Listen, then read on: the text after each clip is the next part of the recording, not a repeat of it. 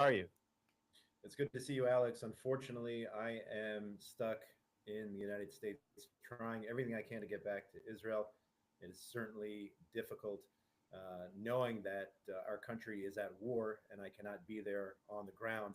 But hopefully, I will find a way. Hopefully, the Israeli authorities will also assist in getting the 100,000 plus Israelis back home as soon as possible and as safely as possible. Exactly. That's one of the subplots here during this war is that you have close to 100,000 Israelis abroad, all trying to get back in. And this is a tremendous irony when you consider that Israel is literally being pelted by hundreds of very dangerous and impactful ballistic missiles. Instead of Israelis trying to get out of the country, you have tens of thousands of Israelis actually trying to get into the country, which just is a demonstration of how resilient the Israeli people are, how important it is in the minds of Israelis and Jews and supporters of Israel around the world to be here during a time which I believe is going to go down as absolutely historic in the history of the state of Israel and in the trajectory of the Middle East.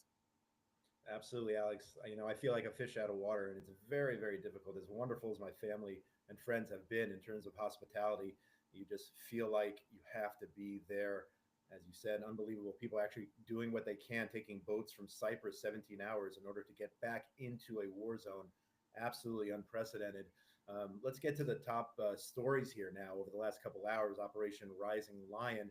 You have President Trump leaving the G7 summit early, not for a ceasefire, in his words, but in order to force perhaps Iran to give up. That's what he's saying. He's not talking about any sort of deal or whatnot to cut Israel's objectives short. But it looks like we have the full backing of the president right now in order to defeat Iran. He's encouraging Iran to give up their campaign to try to obtain nuclear weapons. We'll have to see how this goes in the next couple hours, days, and weeks ahead. Yeah, there's definitely a lot to unpack, even just with Trump being at the G7, the question of whether Trump supports Israel throughout. You know, we've talked about it a lot on the show in the recent weeks. All of the reports that were being cited using anonymous senior sources in the United States or in the state of Israel, all trying to project that there was some kind of rift between the president and the prime minister. I think it is abundantly clear now to everyone that the communications between the Israeli administration and the Trump administration have been ongoing, constant, and transparent, and that it is clear that the president of the United States has supported Israel all the way along, and specifically through the launch and the carrying out of this very, very daring operation that's now lasted already into its fifth day. I believe we're in day 5 now. You could see that there was a green light given. You could see that Israel is conducting its strikes using American weapons, something that the president of the United States has paraded out there for all to hear, saying, the United States is the best weapons in the world and Israel knows how to use them. So the president really backing Israel. You saw that the G7 came out and made a very supportive statement stating that Israel has the right to defend itself and that Iran must not have nuclear weapons. That's a statement that you would not have heard coming out of the G7 if President Trump wasn't in the room, making sure that there was a balanced statement of support for the state of Israel. You can only imagine what those statements might have looked like if Kamala Harris was the president of the United States and sitting in the room at the G7. Big questions loom as to whether or not the United States will get involved in this conflict before it is over. But meanwhile, the president stating that Iran is losing this war, and that he said over and over again that Iran must never have a nuclear weapon. He's even gone so far as to take on some of his opponents in the media, including Tucker Carlson, who once was believed to be, one of the most influential members of the Trump administration camp, the greater MAGA camp, with Trump calling Tucker Carlson kooky in a tweet this morning saying, "I told you the whole time that Iran cannot have nuclear weapons." Alex, you mentioned the U.S. assisting in terms of weaponry. What about those massive bunker buster bombs that Israel so desperately needs in order to really destroy in its entirety Iran's nuclear capabilities? Do you believe that Israel has those, will be getting those in the days ahead? in order to completely finish the job. What do we know about that? Well, we know that Israel has really thought through every scenario of this campaign. That's very clear. We know that the United States has provided Israel with weaponry. We know that that weapons delivery continues even since the beginning of this campaign, with reports of transport being coming to Israel with U.S. Equipment. We know that the Pegasus refueling planes, have been moved away from the base in Qatar, and it is widely believed that those are being used by Israel in order to refuel large numbers of planes. I mean, these Pegasus refueling planes can refuel 7 planes at a time, and they can also refuel each other, meaning that you can basically create like some sort of a daisy chain where planes can be constantly being refueled on their way back from strikes. But certainly when it comes to Natanz, we saw that Israel had what it took, with the IAEA reporting that the 15,000, whatever it is, components of the centrifuges there, have likely all been damaged. And the bigger question looming, the Fordo, a deep underground nuclear facility, I believe that we have to assume at this point that Israel either knows how to destroy this facility, or the United States has provided the provisions. It was always assumed that maybe Israel would need these B-2 or B-52 bombers in order to carry the ordinances that would be required. There might be other ways aside from the MOP bombs, which are deep bunker busting bombs, or these what they call the Moab, the mother of all bombs that would be required. Israel might not need those special B-2 or B-52 bombers, particularly if Israel has complete air superiority. It could be that these C-130 transport planes, rather, could be fitted in order to drop a bomb, as long as there wasn't the threat of being shot down by anti-aircraft missiles. So I think we got to assume here that the plans are in place, that whatever equipment is necessary is either in Israeli hands or potentially in the hands of the United States for that final moment when Israel will take out the largest and most sophisticated and hardest to hit nuclear facility of the Iranian nuclear weapons program. Alex, JNS this morning published an article indicating that all of the 15,000 centrifuges operating at Iran's largest uranium facility, the Natanz facility there, were badly damaged or destroyed by last week's Israeli attack. So definitely major progress here. That's actually an IAEA statement which came out yesterday, assessing that Israel has done tremendous damage to that facility. And Josh, if you recall, Natanz was hit in the very first moments of this operation. The operation was launched on Friday evening, 3 in the morning Israel time. I believe that's probably close to 6 in the morning in Iran.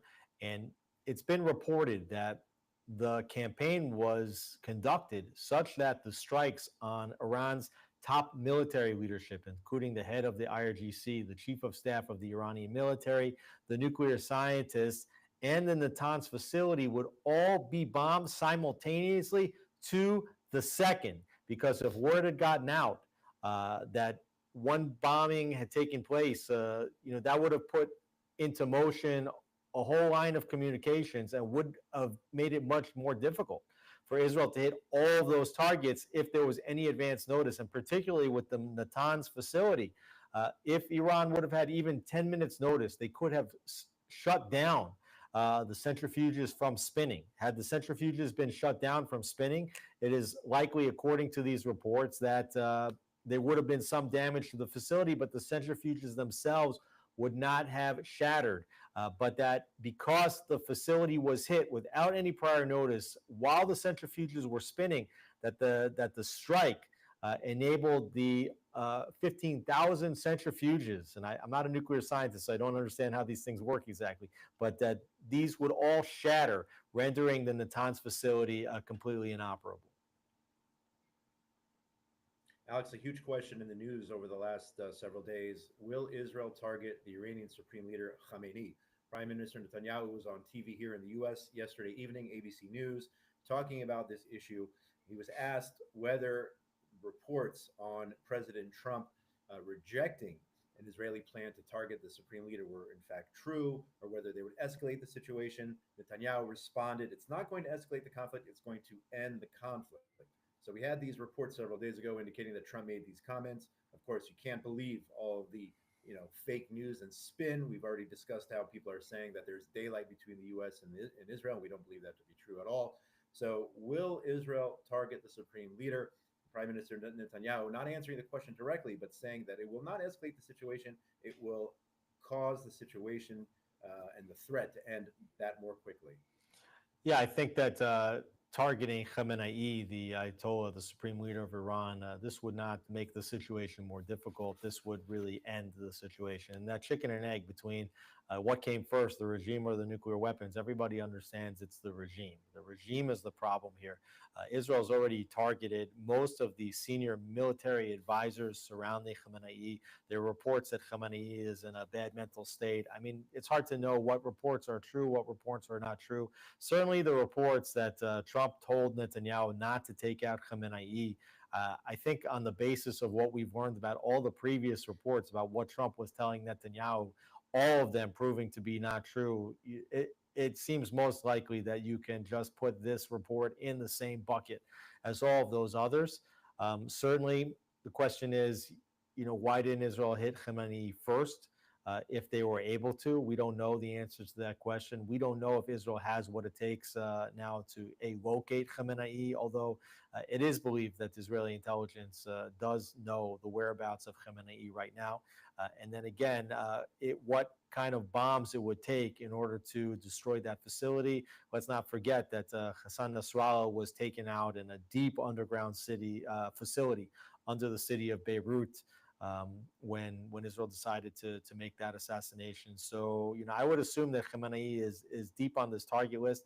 I think also just as important as targeting Khamenei is targeting his sons, particularly his second son, who is widely believed to be the presumed successor of Ali Khamenei, who himself is 86, and his health has been rumored and questioned, to be failing.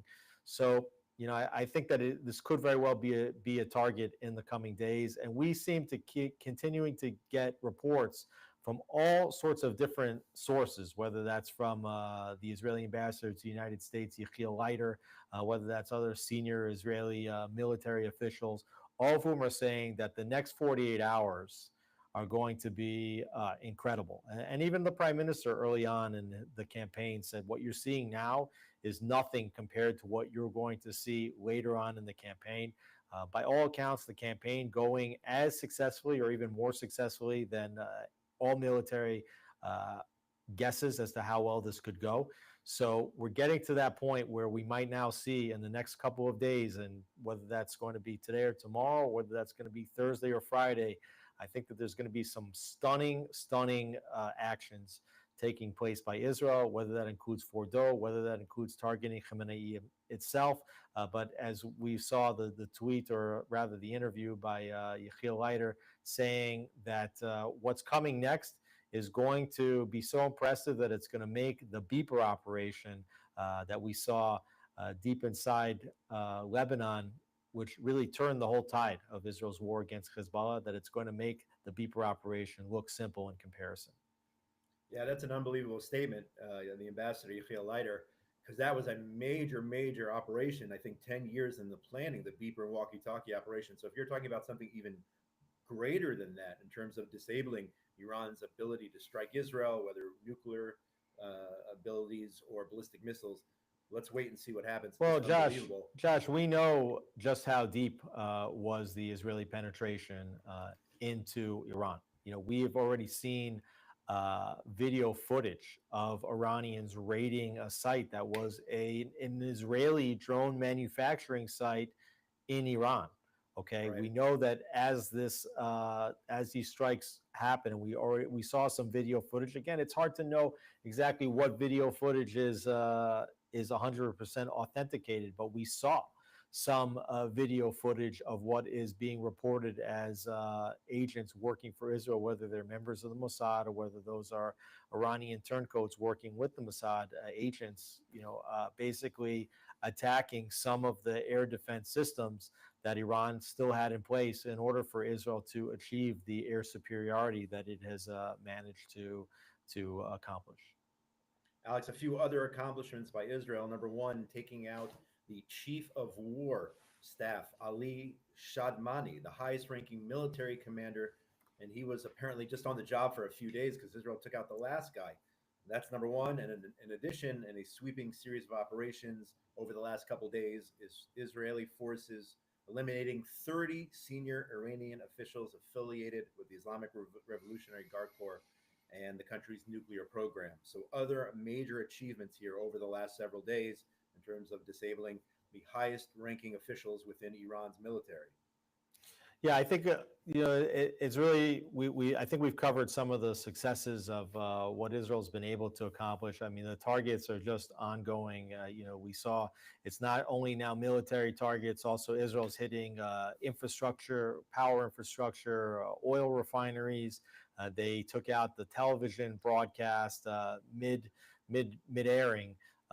Everybody's seen the video of the Amazing. of the of the anchor just like all of a sudden having to get up and run out as the building is collapsing around her, and pictures of that building really on fire, and reports that was more than just a television station. It was really a control center for the Iranian military.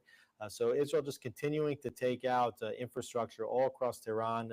Israel has issued evacuation orders for Tehran, and we've even seen President Trump send out tweets calling for everybody to evacuate Tehran. So, we don't know what's coming next, and we hope that the Israeli Air Force will continue to be successful in all of its strikes, and that ultimately we might see the overthrow of this regime, whether that takes place by an Israeli bombing of Khamenei and wherever he's located, or whether that is the Iranian people rising up and coming to the streets, recognizing that the end of this regime is near.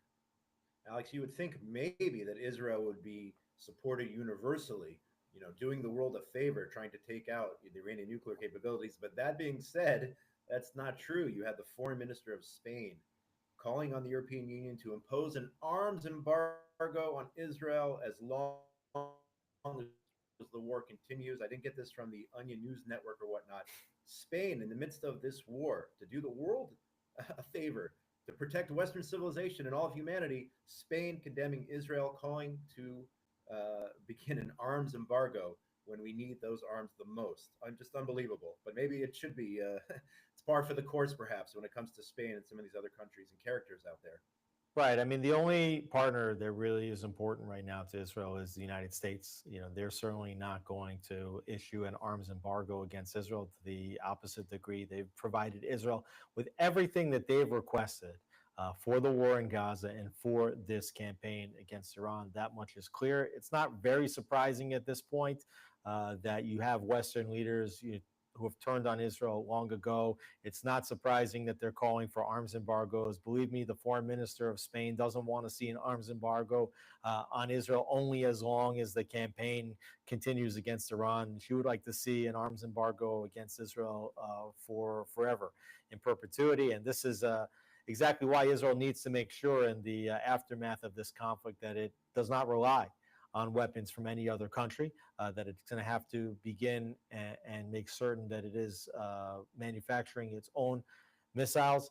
But the other component of it is that Israel doesn't care anymore. Israel doesn't care what Spain says. Israel doesn't care what Emmanuel Macron says. We saw the president mocking Emmanuel Macron in a tweet saying, that he just is an attention craver, and so Israel's just doing what it needs to do. The whole world told Israel, don't go into Gaza. They went into Gaza. The whole world wanted to try to prevent Israel from going into southern Lebanon and dealing with Hezbollah. Israel went into southern Lebanon and dealt with Hezbollah. Let's talk about what would have happened if Israel had not gone into southern Lebanon and defanged Hezbollah.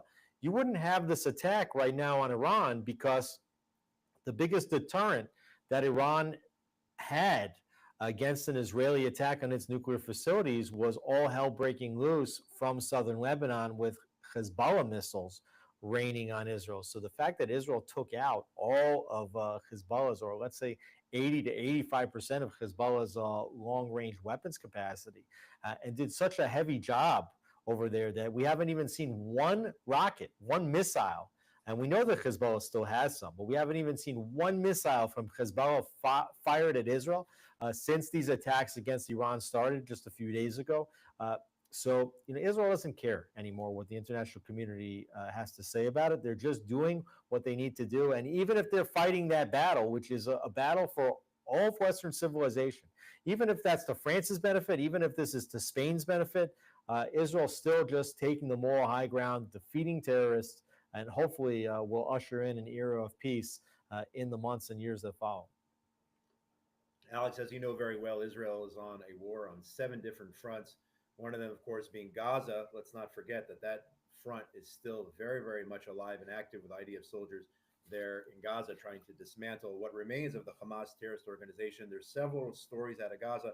Number one, more than 30 people, according to reports, were killed on Monday by, they say, Israeli gunfire. Of course, this is the Hamas or Gaza Ministry of Health, which is essentially Hamas, at one of these aid distribution centers. From what we understand, 30 people dead. I highly doubt this was Israel. That's number one. Number two, you saw amazing images there of Israeli forces sealing the underground tunnel in Gaza with concrete that housed Mohammed Sinwar, who was the de facto head of the Hamas terrorist organization there. Just unbelievable pictures there. And at the same time, unfortunately, 2 Israeli soldiers who were killed over the last 24, 48 hours fighting in southern Gaza. So very, very sad news on that front.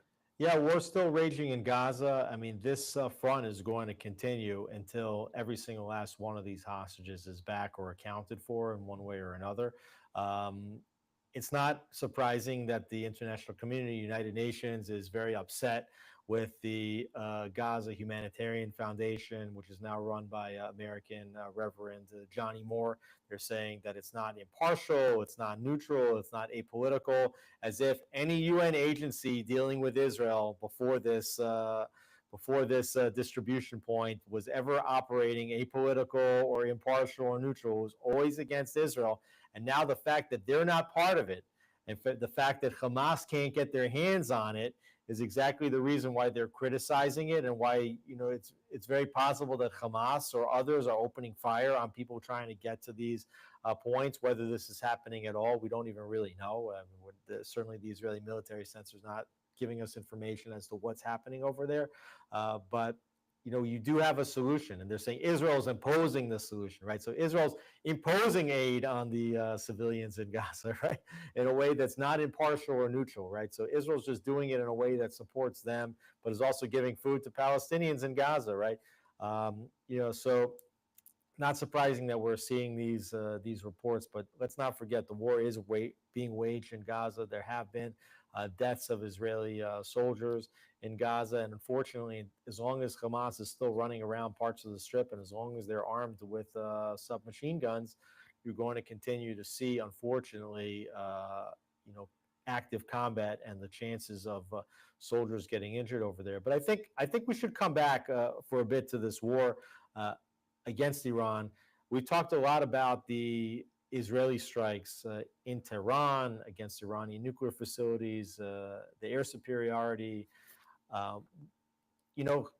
Iran has fired, I believe at this point, it's approximately 500 ballistic missiles at Israel. And there have been several direct strikes, including on civilian residential buildings in Bnei Brak, in Petah Tikva, in Tamra, which is near to Haifa. So we've seen, and people have watched these things get knocked out of the sky. I mean, I myself, I've seen multiple rockets coming, these ballistic missiles coming. They look like stars in the distance, and all of a sudden they get closer and closer, and then you're seeing them being intercepted above the atmosphere, and you see like a big poof and a plume of blue light maybe when these things are hit. Israelis running to the shelters on, I would say, approximately 3 to 4 or 5 times a day Most of the rockets have targeted the Tel Aviv area, some targeting the Haifa area, others targeting the area of Dimona, the Israeli nuclear facility just south of Beersheba. Not too many missiles directly targeting Jerusalem and the surroundings, which has been good for anybody living in Jerusalem, I guess. Um, so certainly been a collective anxiety, apprehension amongst Israelis that have to run into shelters. We see that some of these missiles, if they're specifically the 500 kilometer bombs or 1 ton bombs, if they hit a shelter in a building, a safe room, you can almost forget it. I mean, the safe rooms are not meant to protect against a direct strike from a ballistic missile coming at Mach 6 with a 1 ton payload in it. Um, you know, but Israelis seeing what's going on in Iran, recognizing that this was the price. And I think Israel has been a bit surprised by how unsuccessful, let's say, the Iranian ballistic missiles attacks on Israel have been until now. Alex, just maybe you could describe to those watching right now just the human side of things. I mean, you left your house this morning, you made your way to the JNS studio. I mean, is it always on your mind as you're just proceeding to work? Where can I run? Where can I pull over and stop my car? I mean, maybe you could just describe the mentality and, based on the reality right now, what Israelis are going through. Many people either in the shelters or near the shelters 24 hours a day, 7 days a week. Kids don't have school. Describe the situation of living under a war. I mean, Israel's been at war now for over a year and a half, but this obviously is a different level entirely. Yeah, this situation is completely different than anything that we've experienced before, both in terms of the frequency of the attacks, in terms of the range. You've had these sirens going off across the entire country. Everybody on their phone.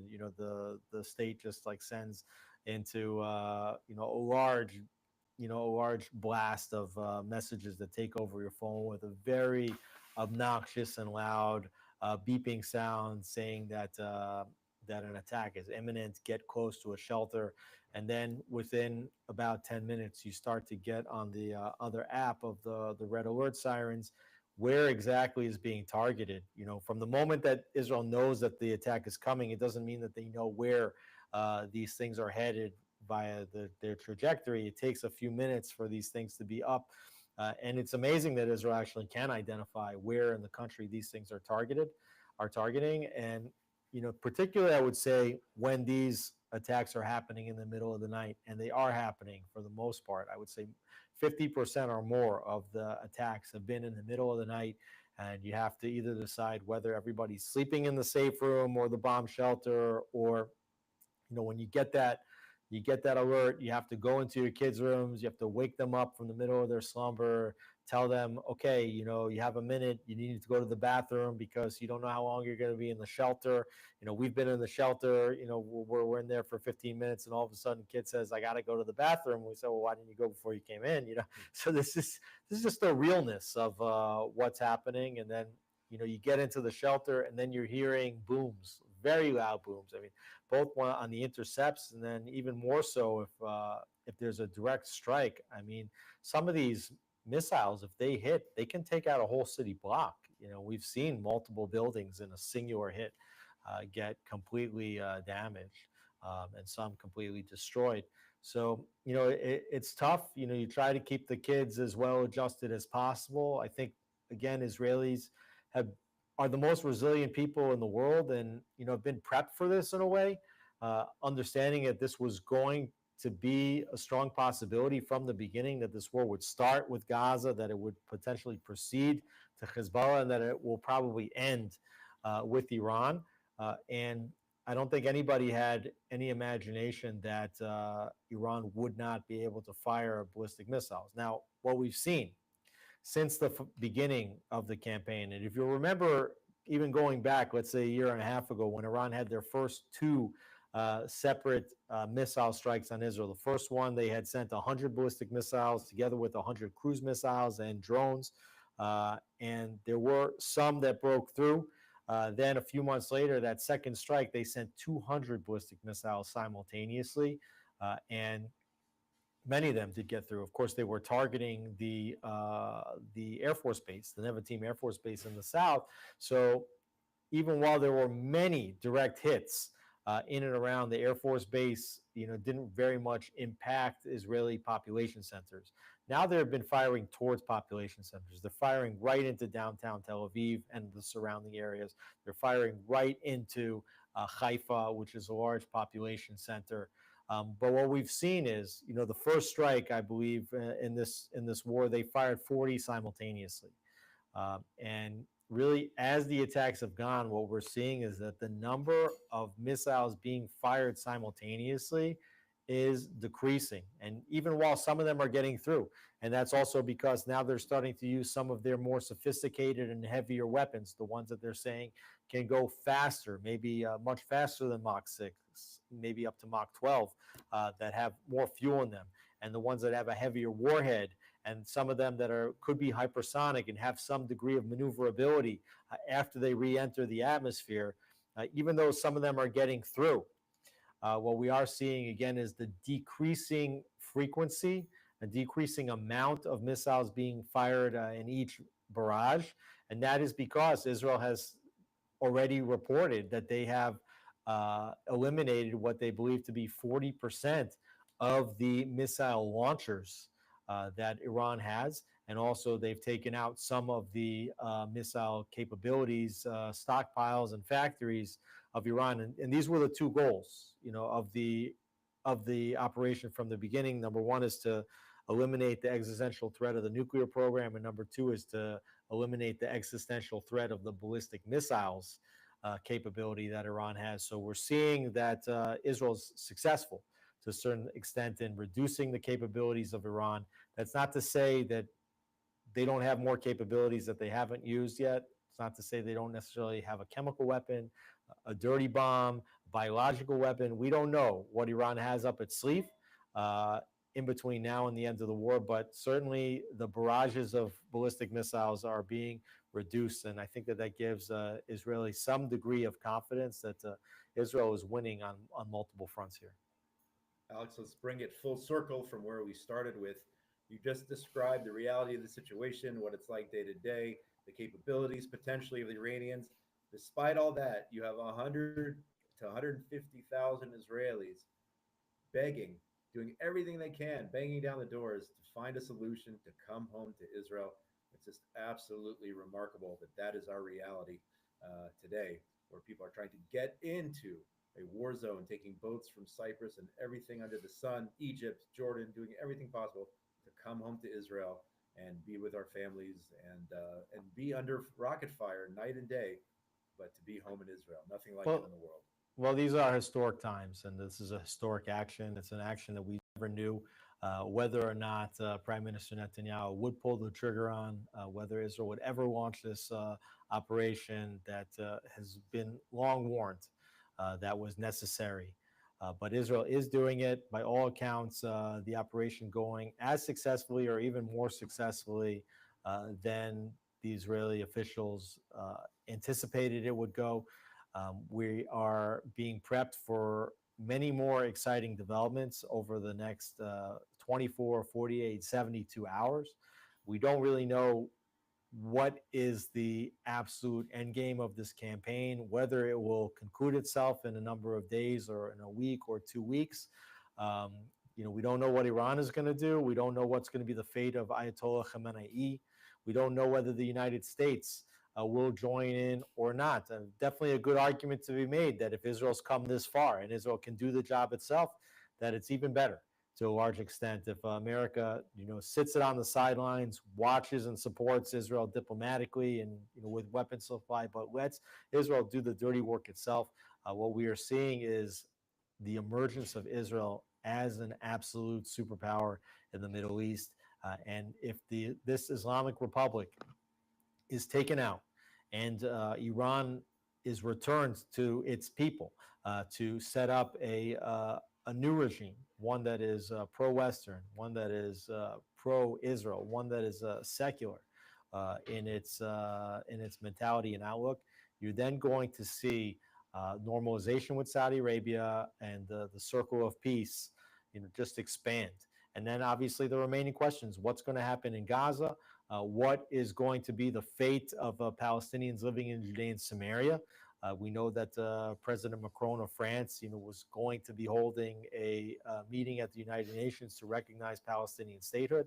Does Israel have a plan to deal with that? Would Israel consider declaring its full sovereignty in Judea and Samaria in the immediate wake of an Iranian victory at a time when it will potentially be at its greatest high in many decades? So there's a lot of open questions in the days and the weeks ahead. But again, the belief that we are part of an absolutely historic process, and that we are, God willing, on our way to a stunning and comprehensive Israeli victory in a war that has now been lasting over 600 days.